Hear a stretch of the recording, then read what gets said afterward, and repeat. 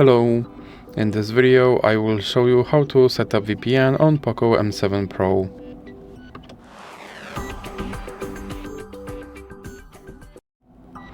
So you have to start by opening your Google Play Store, then click on search bar and type in Turbo VPN and click search. Then select this application and click install.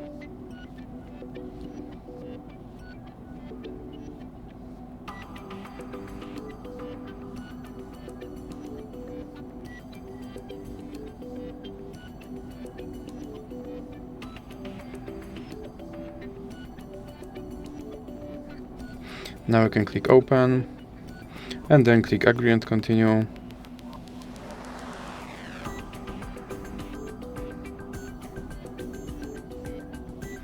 Then you can close this ad